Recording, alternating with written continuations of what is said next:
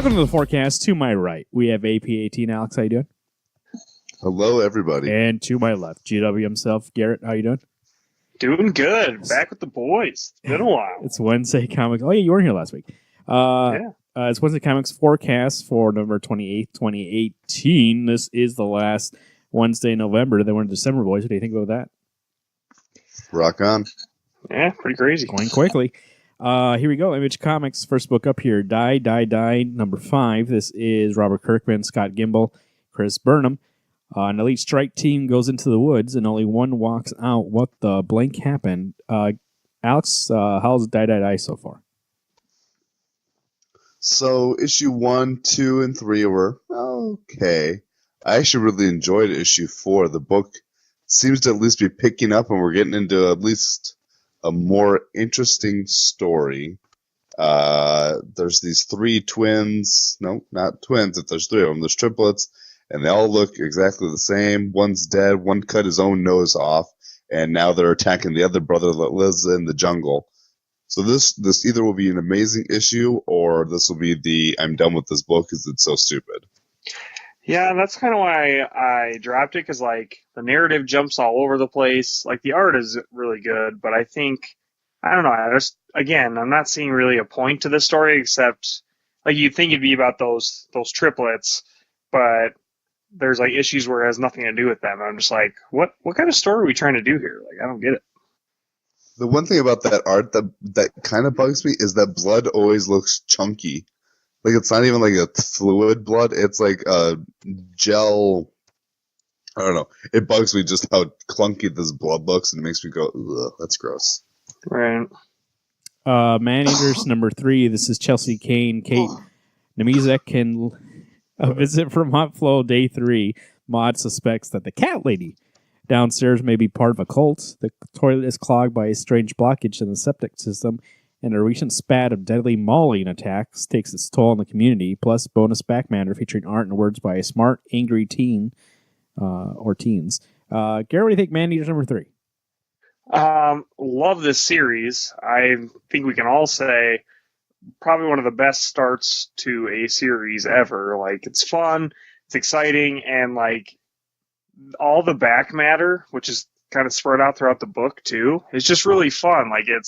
It's very informative, but it is a really cool story, and I'm excited to see what happens next.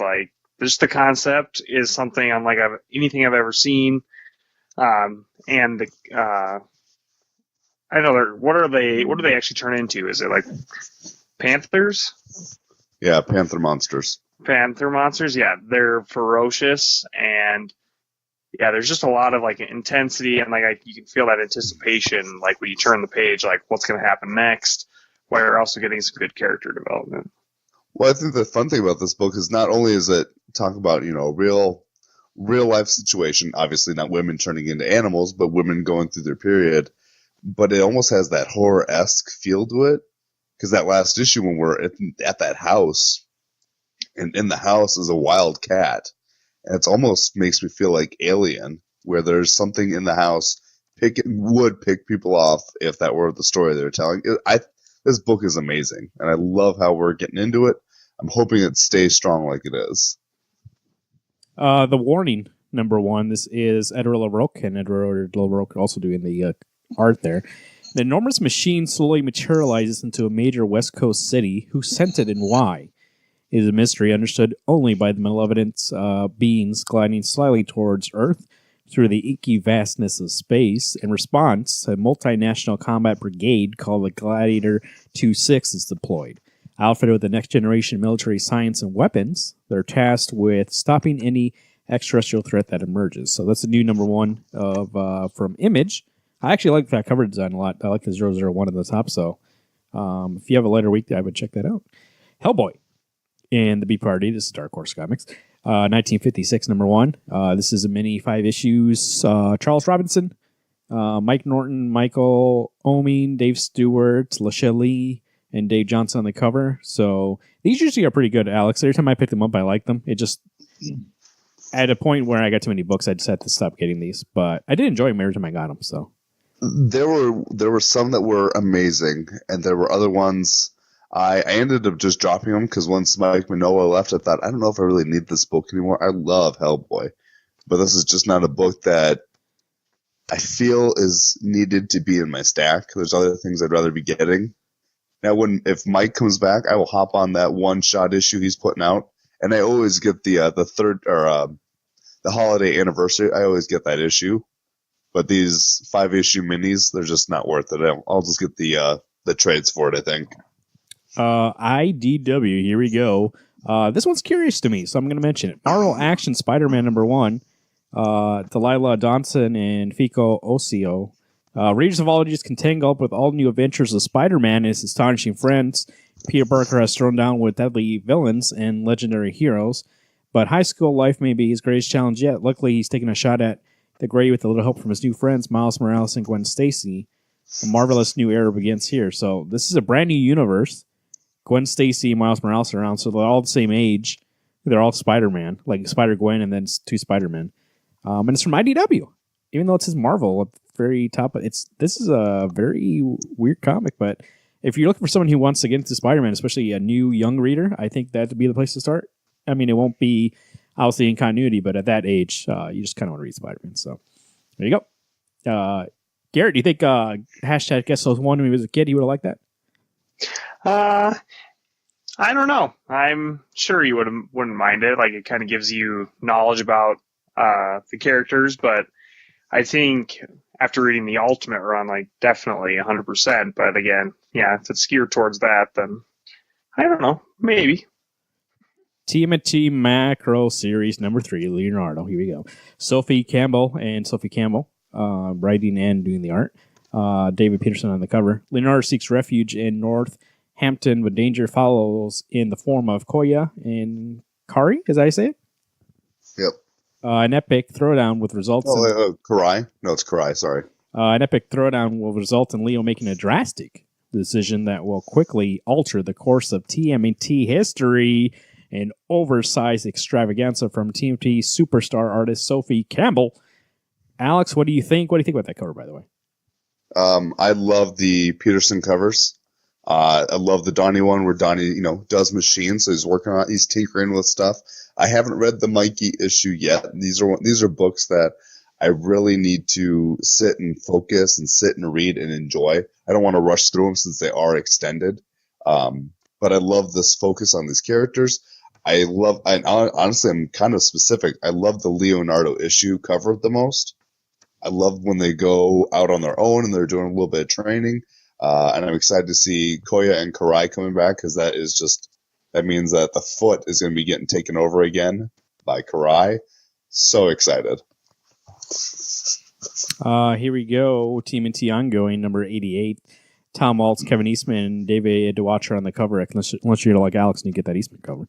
Battle lines 3 of 3. TMNT Bishop and their respective allies come to a climactic battle that will have devastating consequences for many. An epic battle that's not to be missed. Alex, how's the ongoing going? I love the ongoing. This is getting to that point where in the first 50 issues where Donnie's shell gets broken and the other turtles are just kind of struggling because their brother's been beat to shit.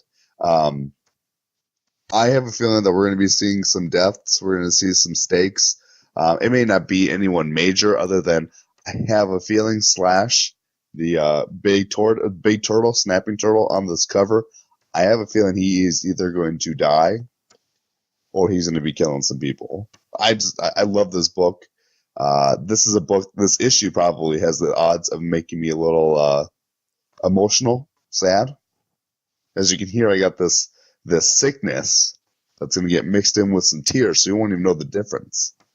He's so sad. I don't know. I'm super psyched for this book, but I also get really nervous when it comes to a book that I love.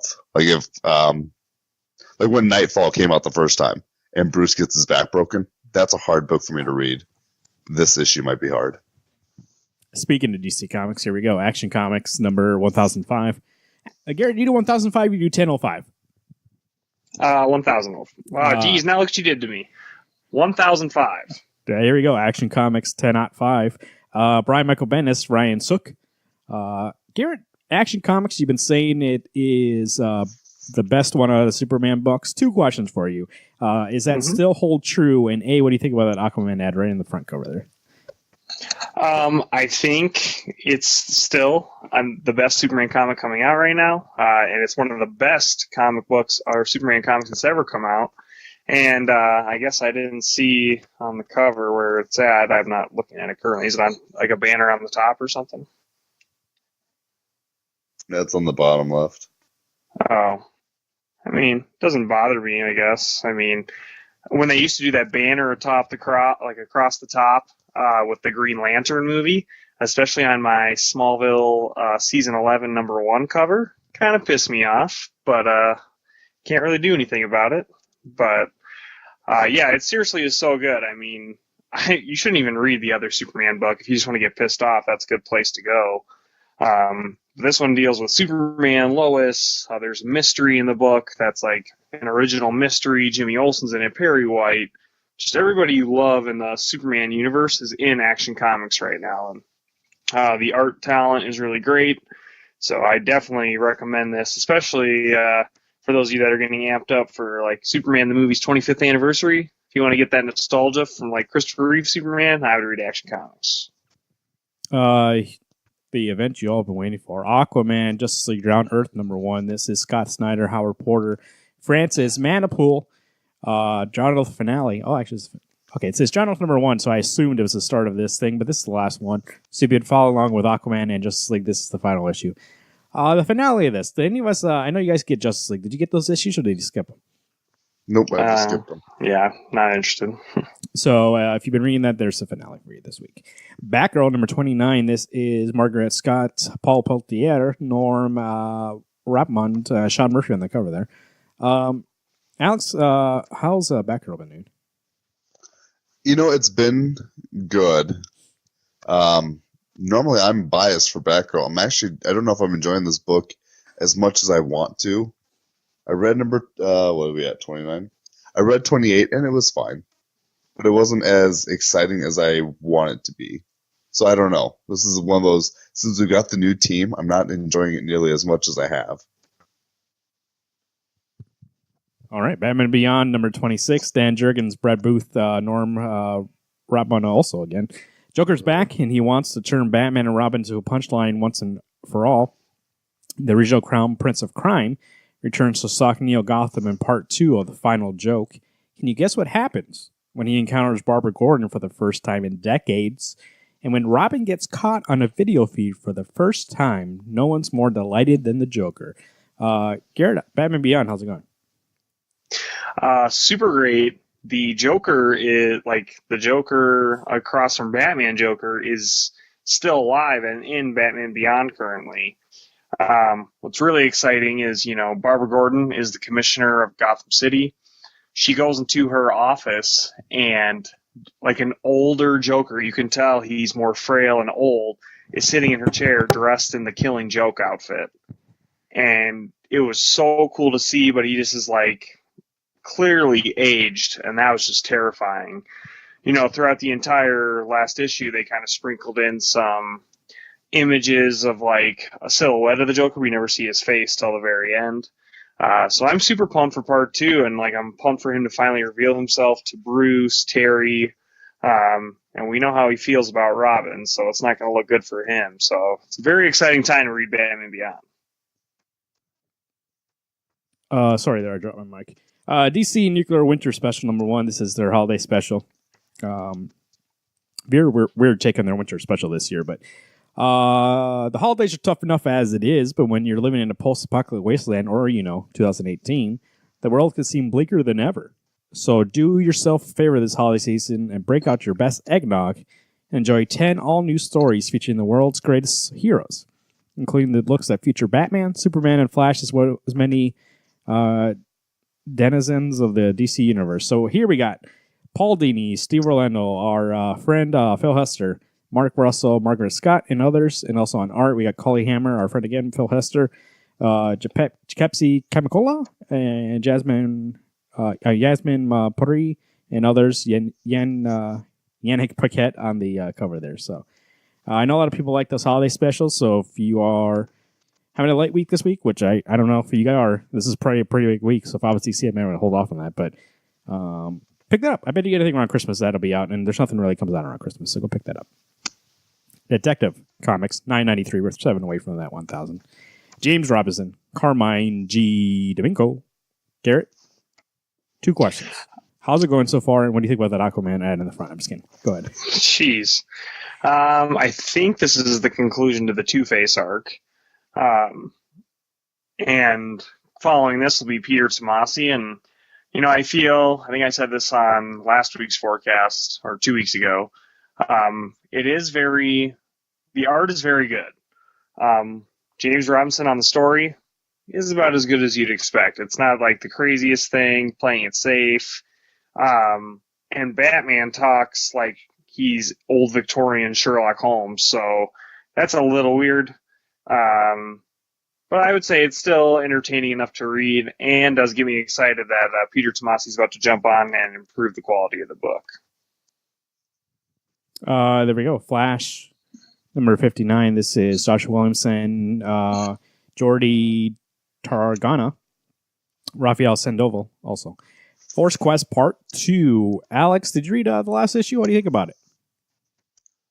So last issue we left off in Gorilla City as Flash realizes the first person he should go on to talk to was Gorilla Grodd. Well, he shows up in the city and all the gorillas have been slaughtered. And that's where we leave off. So I don't know if I remember right, these are this new husband, wife, boyfriend, girlfriend, sister, brother team that have gotten a hold of some of these forces and are using them against the Flash. So I don't know if they're actually going to be in this issue. And I'm assuming they show up in Gorilla City. So it's good, but I'm starting to realize that Flash really isn't a character that's for me. And I think a part of it is that I'm almost getting tired of Williamson's writing. And I kind of want someone else to take over the book.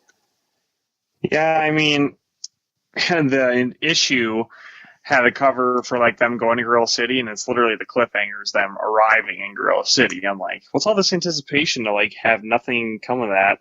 And then this whole thing with these robbing twins. I'm just like, they can steal powers. I'm like, how many villains have we seen that can steal powers and use them? Like, that's not really a fresh idea, especially when you make them a whiny couple that just want to be rich. So definitely hoping something better will come out of this. Heroes in Crisis. By the way, what do you think that one doesn't get an Aquaman ad in the front? All the rest of them did. The Flash, they skipped. Are you saying the Flash or Heroes in Crisis? The Flash doesn't have an Aquaman ad on the cover. It probably was delayed, so it got pushed into this month. That's very possible. Heroes in Crisis number 3 of 9. That one I understand. They'll put an ad on that. That's a mini. Tom King, Clayman. Garrett, what do you think? The 3rd issue of Heroes in Crisis. I did enjoy issue 2. I still think, though, there needs to be a little more. How do I say it? There needs to be more revealed, because like right now it's like mystery dropping, and I'm ready at least like I should get at least one answer each issue. If we're almost a third of the way through this series, I mean, I need one answer out of all the mysteries that have been laid down. So otherwise, art's amazing, story is really good, and I know it's going to pay off in the end. I just especially with these huge characters we lost, it was just kind of like, oh yeah, they're dead. Like, okay. Why are you so anxious? What? Why are you so anxious? I mean, why am I so anxious? If this is supposed to be so groundbreaking and so... Slow down. We're only 3 issues in, baby. We got 9 to go. No, we have 9 to go? No, 9 total. We have 9 total. So, I mean, we're not going to throw I was like, when did this thing get added up to 12 issues now? Holy shit.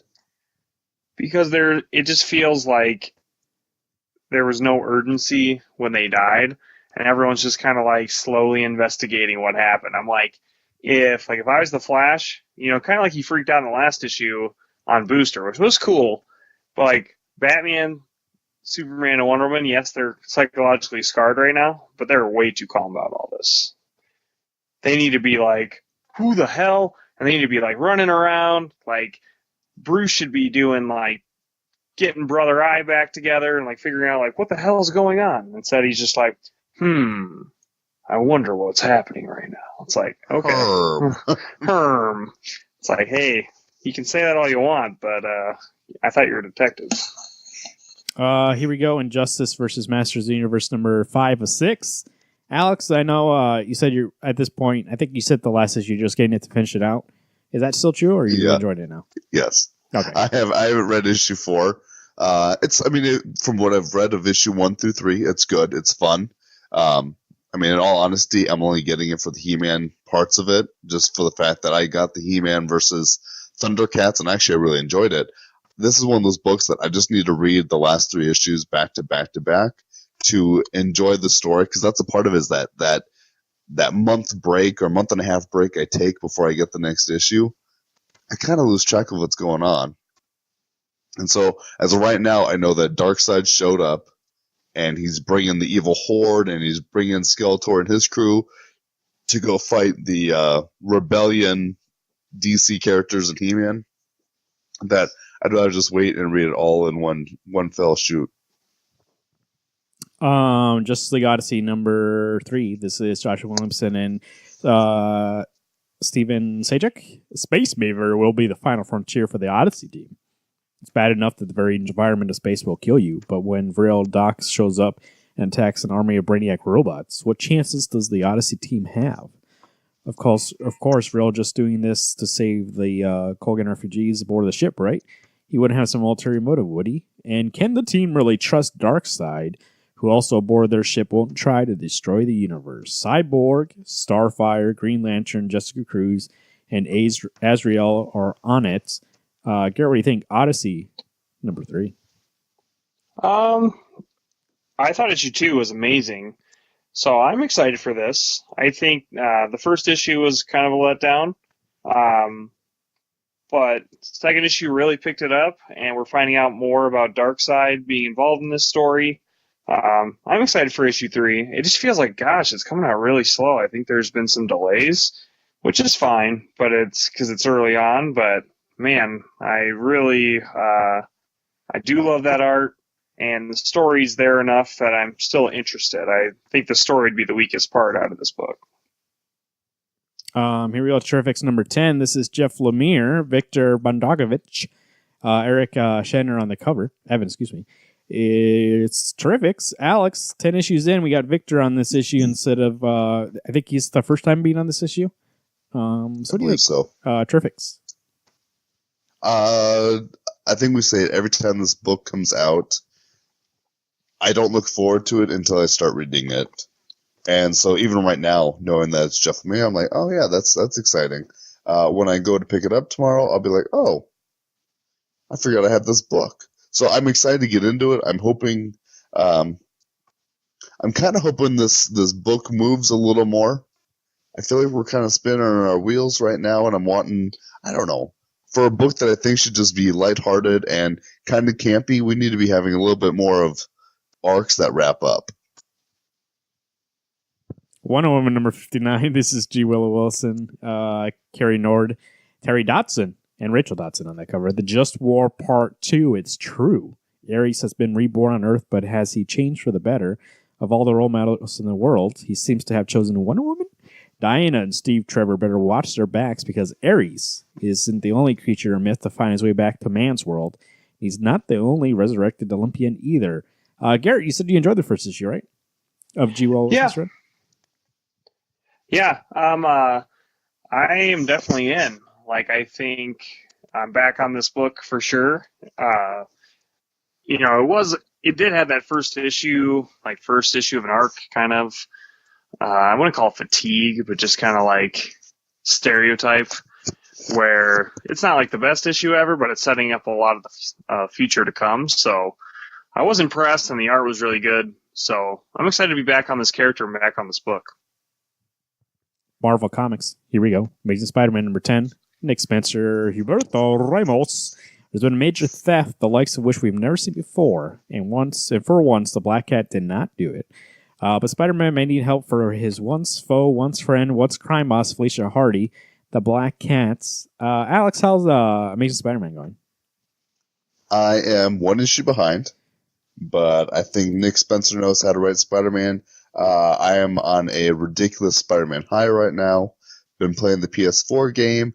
Actually finished the heist, so Black Cat was in it. Spoilers. Yes, spoilers. Sorry, everybody. I spoiled something that's been out for a while. It came out like a week ago. What? No. That was the second. That was Turf Wars. Oh. I beat that one, too. By the way, everybody, I am the Spider-Man. So it's still going good. Is it still like Humberto Ramos is doing this issue? Is it still good that Ryan Otley's not on it right now? Garrett, that's a you thing. Are you caught up on 9? Yeah, I'm caught up on. I mean, I know he's coming back. I saw in the solicits that he'll be back on, so I think the art is still there. Like Ramos did the book for however long, and so I really trust him that he knows what he's doing. And any other artists that have been on this book, I think they're picking the heavy hitters because they don't want to lose one of their best characters' audiences. So art style's still great. I think Ollie's still been doing the covers, if I'm not mistaken, in the interim of him not actually doing the interiors. But I know he's coming back. I saw he's going to be back at least for the next 3 issues after this, I believe, or starting in January. So I'm excited. Like, this book has continued to be really good. The story is way more interesting than it ever has been because it's just different. And when you do the same thing for 10 years, it's not that good. Black Panther number 6. This is Ta-Nehisi Coates, Jen Bartel on art. The Intergalactic Empire of Wakanda, Part 6, end of Arc 1. T'Challa and the Maroons renew their war against the Empire, but Najanka is watching and he knows exactly how dangerous the Black Panther can be. Witness at last the rise of Emperor Najanka and the exalted Intergalactic Empire of Wakanda. Here we go. Speaking of artists, Garrett, what do you think? Black Panther number 6 give me the first issue without Acuna doing the art. I think it'll be okay. Jen Bartel. She does the Blackbird book. Wait, I thought the art. There was another artist on the last issue. No, it was Acuna.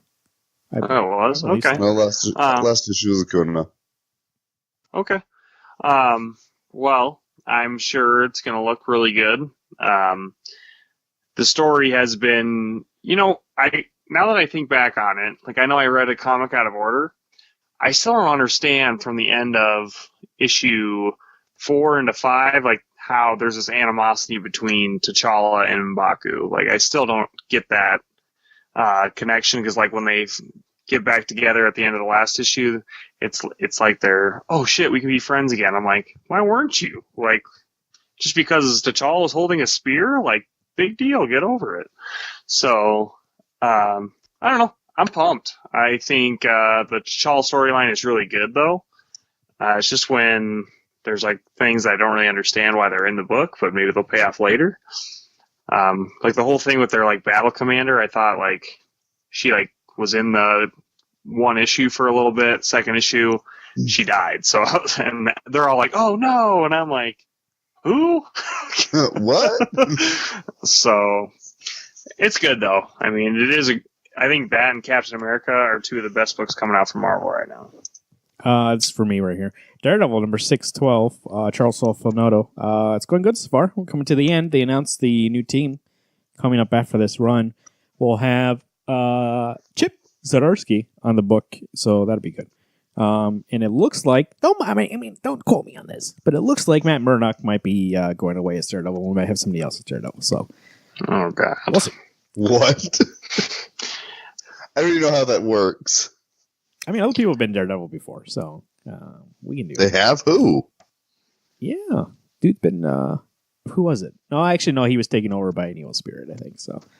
So it was still Matt Murdock, just someone else was impersonating. Why can't somebody else be Daredevil? Body. The answer to that question, you're really confused why they can't be Daredevil. What would be the reason why? You know, the one thing that makes it easy not to be afraid or not to have fear, you're blind. You don't see the dumb shit around you. I realize he can see vibrations or hear vibrations, but like when I jump off a building, I'd be scared crap. I mean, literally, I would crap in my pants every time I jumped off a building. Would you not say that Batman's a man without fear? Batman, you know what? I think Batman's afraid of everything. Dead Man Logan number 1 to 12. Ed Brisson, Mike Hernandez. Henderson, Declan Shelby on the cover. Dead means dead. The writing's been on the wall for months now. Logan is dying, and he isn't getting any better. Sick from antibiotic coating his skeleton. His search for a cure has led to nothing but dead ends. But once he's actually trying to leave this world with some unfinished business, can Logan take his last breath without slaughtering the X-Men again? Not if Mysterio has anything to say about it. Alex, what do you think? Dead Man Logan. I am interested. I mean, I love Wolverine. Excuse me, even Old Man Logan. Jeez. I'm getting worked up here thinking about his death. I'm excited. I mean, this is one of those books that Garrett and I have been getting. We've gotten, Old Man Logan for 50 issues. I think part of me is I'm excited for this book to wrap up, and we've got 12 issues to do that with. And I'm hopeful that we either get a really gritty end and Logan dies realizing no matter what he does, he's still this animal that can never have a happy life, or we actually get that fairy tale ending where he gets to go back to the wasteland, gets to live with his family that he's been away from for however long it's been in an alternate universe. I think there's a lot of good options that can be done with this. Or my secret hope is young man Logan has to kill old man Logan. Whoa, that would be cool as a finale. Yeah, super pumped for this. It's kind of crazy that they're doing a 12-issue maxi series. Why couldn't they just keep the actual series going for like 12 more issues? But whatever. But yeah, it's going to be good. And I think we're going to see a very Logan the movie-esque ending to his life. I mean, not with probably Laura Kinney around, but probably him like returning to the wastelands and like having flashbacks to his family, and then eventually he just dies. So, it's going to be an interesting year, that's for sure. Fantastic Four, number 4, Dan Slott, Stefano Caselli. Garrett, what do you think? Actually, issue 4 already in. I guess Stefano Caselli doing the art, and the first 3 were by Sarah Pacelli. So the art is already off the book. What do you expect from the second arc of this Fantastic Four? Well, now that Fantastic Four issue 1 through 3 came out, this series is exciting to me. Like, it's going to be the Fantastic Four back together again, doing what they do best, and that's exploring the world and saving people at the same time. So this is what this book is always meant to be, and it's just nice to have the family back at Marvel. I will let you know, because I know you listen to the show. You listen to every single show, so this is not for you. It's mainly for the audience. I know you're good. But the last episode in which you were hunting, when you reviewed 3, I was really, I think it was with you, and I was like, hey, I actually really did enjoy this. Alex, you said in the last issue maybe Fantastic Four is not for you. Are you going to pick up 4? Oh, seriously? Are you awing at me? Yeah, what the hell? Right when it gets good, then you think it's boring? Right when it gets good. Did you read issue 3? Yeah, it's like Fantastic Four issue 1. Holy shit, I wanted to cut my head off and stick it up my own butt. Oh my god. You don't like families? Do you think I like families? I don't know. It's seeming like you don't. It was one of those books that wasn't about them being a family. They spent all this time hugging it out. It's like, really? There's this crazy-ass woman over here. There's no fighting, and all the fighting that's going on is... I like the characters just fine. I think I don't care for how Dan Slott's writing them. I mean, to me, this feels like Spider-Man. We're just going to recycle the same story over and over again. The only thing that interests me is the fact that the Thing is going to be marrying Alicia. That does interest me. Here we go. Ironheart number 1. This is Eve Ewing, Kevin Labarnia. So if you like that character from the solo series, Iron Man, just getting your own series. Eve Ewing. I wonder if that's Al Ewing's wife or something. So there you go. Return. Speaking of Wolverine. Return of the Wolverine, number 3 of 5. Charles Soule, Declan Shelby. Wolverine versus the X-Men. That's all it says. Alex, what do you think? Return of the Wolverine. The second issue, pick it up, or is it still? How are you with this book? I read issue 2 and I don't remember what was going on. This is one of those books. Unfortunately, I'm just getting it just to get it. I'm reading it, but I'm not excited about it. I want Wolverine to just be back and doing his thing. It's really not that good. It's very disappointing. They did explore more of his claws doing the heat thing, but it makes no freaking sense how it even comes upon him doing that. They're really reaching for this series. Like, this is not how Wolverine should have came back. I feel like the new Wolverine comics coming out soon, and they're like, oh shit, we got to bridge how this actually comes into existence. It's like, well, yeah, no shit. You haven't explained why Laura Kinney's no longer Wolverine.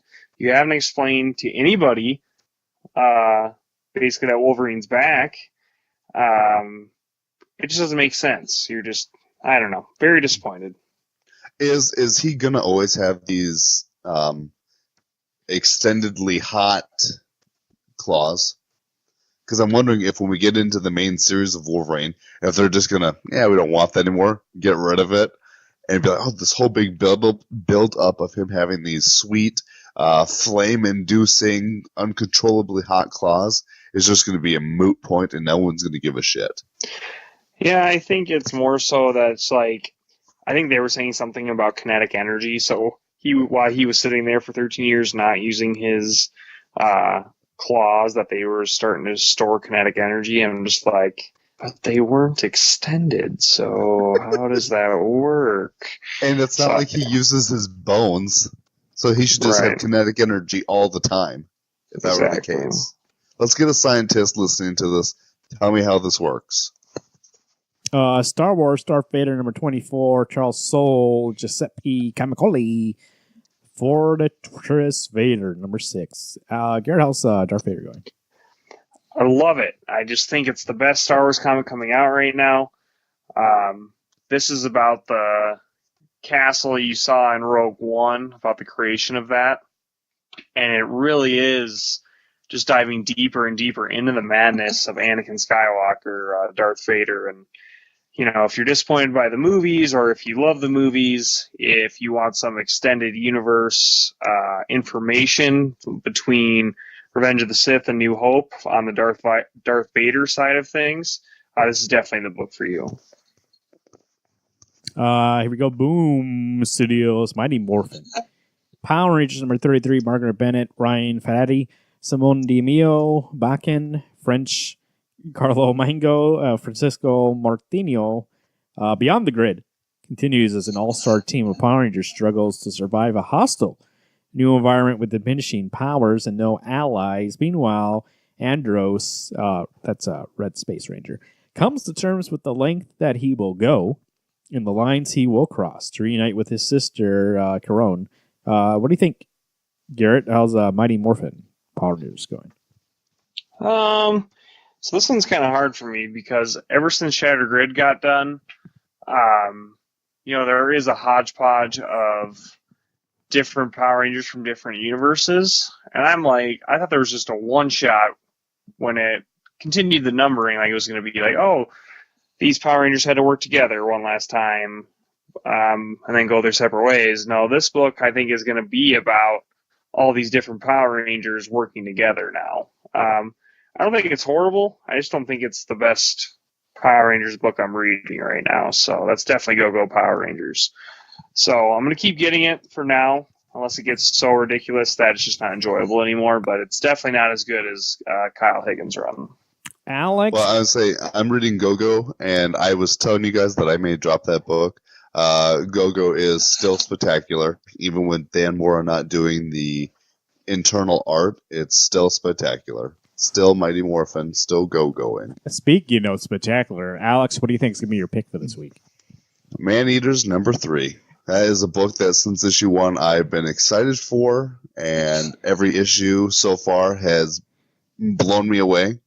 That I'm most excited for number 3 to come out. Chelsea Kane, Man-Eaters number 3. Garrett, what do we think? I'm very interested in Dead Man Logan number 1. More so than Return of Wolverine, that's for sure. I'm very excited to see this final journey with the Logan we've been reading for 3 to 4 years. It'll be fun to see, like, he gets an extended conclusion to his run. I don't know if it's going to be his life. Probably is, title's Dead Man Logan. But very excited to see what happens. For me, it's going to be Heroes in Crisis #3, Tom King. On the solicit doesn't say Lee Weeks, but on the cover it says Weeks, so maybe Lee Weeks is doing some flashbacks or something. But looking forward to that. I like the first two a lot, and I'm curious to see where we go. I think this will be a series that, the dude hasn't filmed me so far with his miniseries, so I'm on board for Tom King's Heroes in Crisis. So I think this is the only book that doesn't feel quite like a Tom King book. First off, you don't come at me with that tone. Second, to be fair, I can't control the tone. That's just how my voice is today. Alex, the weather outside is getting a little chilly out there. You know what to say about that, though? Hot tamale. It might be snow tomorrow in the forecast, is what I'm hearing. Is that true? Yes. So today when I went outside, I looked in the sky. It was low gray. I could sense it. I could smell it in the air. The Arctic breeze is coming over. It is bringing that white, slippery powder that everyone seems to hate. But you know what that means? The weather outside will be a little frightful. So you're going to get that hot chocolate, get a good book, or you know what? Get some comic books. Sit in front of your fireplace, not too close, because you don't want them to catch on fire. Just, relax and enjoy that day. Do what I wish I could be doing, but I can't. We all have jobs we have to do, and mine is telling you the weather. I will be in my weather center all day tomorrow, looking at the clouds. Garrett, how's it going to affect the roads? This has a lot of comics coming out this week, but I would say it's about a 50-50. You got 50% really great books, and you have 50% not so great books. Maybe that'd be Give me some of those not good books. Return of Wolverine is 100%, probably the number one I'm thinking about. I agree with that. Yeah, so that's kind of souring my taste for all books coming out this week, because it had so much, like, if there's one thing that you could have planned for the whole 4 years that Wolverine was dead, it was this, and you're ruining it. So, not you guys, I meant Marvel. Specifically, Alex is ruining this book. Right. But I think that, if there's a storm coming, you better get to those shops early and get your books, because you might not be traveling too far otherwise. There we go. The week of the 28th of November, the last Wednesday in November, then we go into December. You know what they say about that month? It's in like a lion, out like a lamb. That's March. What's up? Isn't it? Okay. That's March. What's March? Here we go. You just said. In like a lamb, out like a lamb. Oh, shut up. You got a couple days till Christmas. I think it's something like 26. Is that correct, Alex? Nope, it's not. A lot of times I say stuff, and I don't know what I'm saying until it comes out my mouth. And you know what? That's what we think about comics too. Like, it comes out, then you see what happens when you're reading those books. Sometimes, like Garrett was saying, sometimes you don't know. Dead Man Logan could be good, could be bad. We don't know what's going to happen. Heroes in Crisis 3 might take a dive. I don't know. Man News #3 might take a dive. We don't know. Sometimes good books turn bad. Sometimes bad books turn good. But everything that is always good is called Wednesday Comics. And my name is Marvin. I'm Alex. I'm Garrett. Hey, everyone. Stay warm and keep reading those books.